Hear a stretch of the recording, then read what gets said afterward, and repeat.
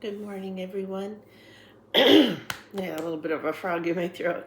Um, it's been kind of a rough week for me. Got stuff going on, but and today's maybe it's going to be a little bit shorter and less Bible verses, but a pretty important part of my story.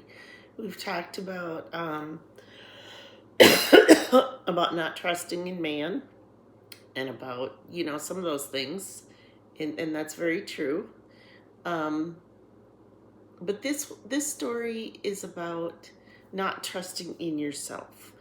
And if you've listened to my testimonies, you already know I had a nervous breakdown at one point after some bad things happened at church, and my grandma died, and all of this stuff. um, and the thing I took away from that whole issue is I couldn't trust myself. I couldn't trust what my thoughts were always telling me. And that's very true, because the enemy tries to get in there. He tries to insert these thoughts that aren't God. Um, and actually, I'm kind of dealing with that right now with a situation with somebody else and their thoughts, probably several people's thoughts, and my own. And so I've really had to pray through it. I've had to really reach down in the word that's been imprinted on my heart and go, is this the right thing? Am I doing the right thing? And how would, kind of that old thing where you have to place yourself in somebody else's shoes and you think, how would they feel about this situation, and what's the right thing to do in this situation? And it concerns a small child, so that makes it even more concerning. At any rate, the verse today, or the thing today, so that's my part of it. But the thing today is about Peter. And I'm gonna try to link another video in the description that I just thought was the most unique teaching, because I'd never heard anybody teach like this. But in the teaching, he's talking about what would Peter's rooster say, kind of like what Balaam's donkey told him. And I just thought it was a really unique teaching.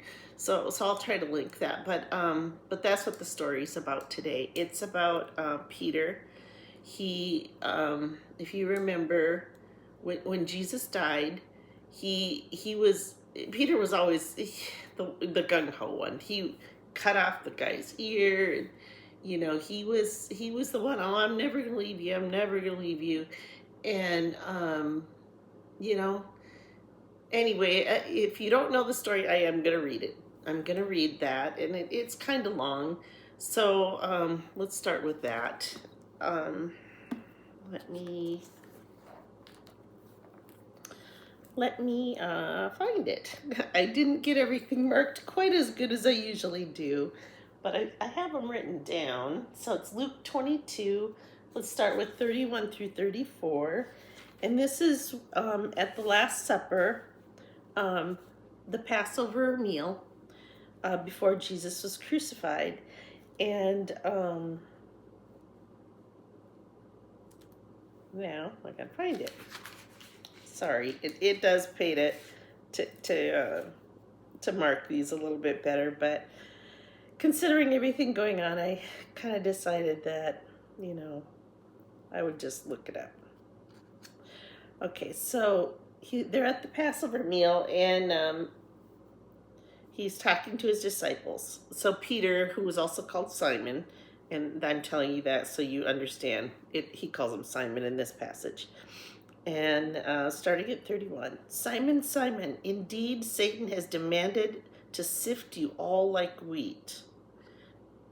But I have prayed for you, Simon, that your faith will not fail, and when you have turned back, strengthen your brothers. But Simon said to him, Master, I am ready to go. with you even to prison and to death. But Yeshua said, I tell you, Peter, a rooster will not crow today until you have denied 3 times that you know me. And he said to them, when I sent you out with a money pouch and travel bag and sandals, you didn't lack anything, did you? They said, no, nothing. Then he said to them, but now whoever has a money pouch must carry it as well as a travel bag, and whoever does not own a sword. So he was giving them instruction. So I'm going to stop there. So he told him about the cock crowing. And so after this, he goes to the garden and they come to arrest him. And that's, I believe, when Peter does his ear, or the ear of the one person, cuts it off. So let's move on to Luke 22:54 through 62. So Jesus has been arrested now. And so I'll start reading there. Then they seized Yeshua, Jesus, and led him away and brought him into the house of the Kohen Gadol. But Peter was following from a distance. Now they had lit a fire in the center of the courtyard and sat down together, and Peter was sitting among them. Then a servant girl saw him sitting at the fire. She looked straight at him and said, this one was him too. But he denied it, saying, woman, I don't know. A little later, another saw him and said, you too are one of them. But Peter said, man, I am not. And about an hour later, another began to insist, saying, certainly this fellow was with him. He too is a Galilean. But Peter said, man, I don't know what you're talking about. And immediately, while he was still speaking, a rooster crowed. And the Lord turned and looked straight at Peter. Then Peter remembered the word of the Lord, how he had told him, before the rooster crows today, you will deny me 3 times. And Peter went out and wept bitterly. And so that had to be really hard for Peter. But the devil does try to sift us all. I mean, he does. And if it weren't for the Lord keeping us, we'd be sifted. So I'm thankful. I'm thankful for that story of redemption, because after that, Peter went on. He went on to serve the Lord. I think probably the way he wanted to, you know. But the Lord had to help him do it. And anyway, there's just a few other little verses I wanted to do, and it's about trusting in the Lord and that kind of stuff. So the second one, and I've read this before. It's in Proverbs 3, 5, and 6, and this is a verse.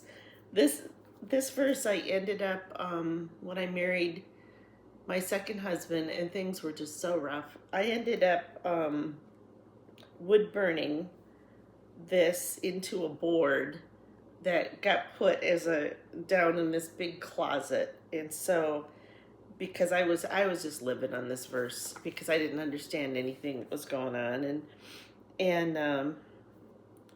but anyway, those verses are, trust in Adonai with all your heart, lean not on your own understanding. In all your ways acknowledge him, and he will make your paths straight. So that's really a good verse. And then this one is about committing your way to the Lord. So it's Psalms 37:51. And I'm in the right spot, but on the wrong page. I'm going to have to turn the page. Okay.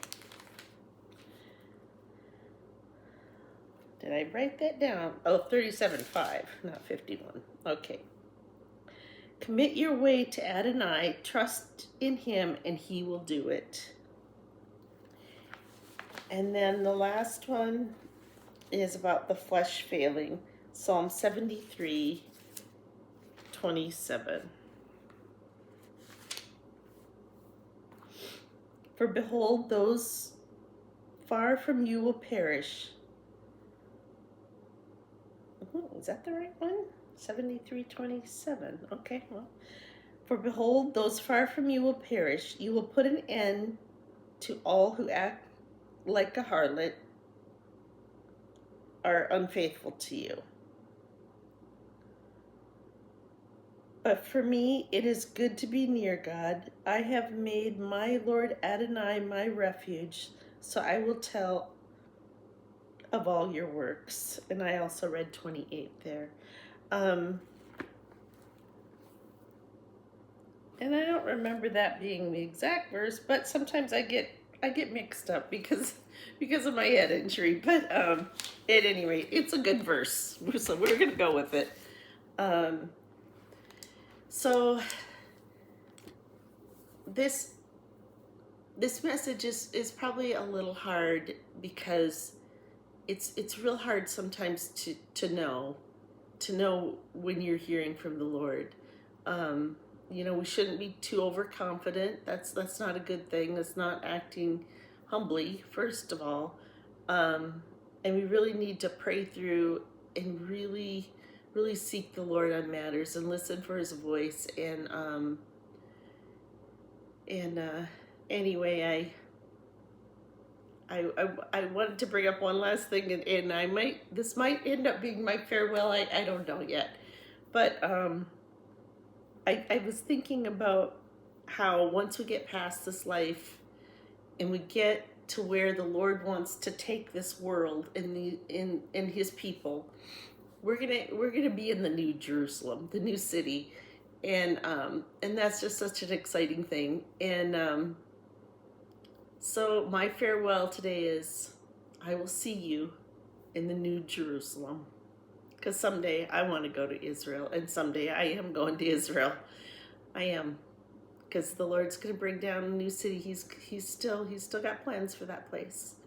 And I love you all. I hope that you get something from this important, that it administers to you. And keep me in prayer.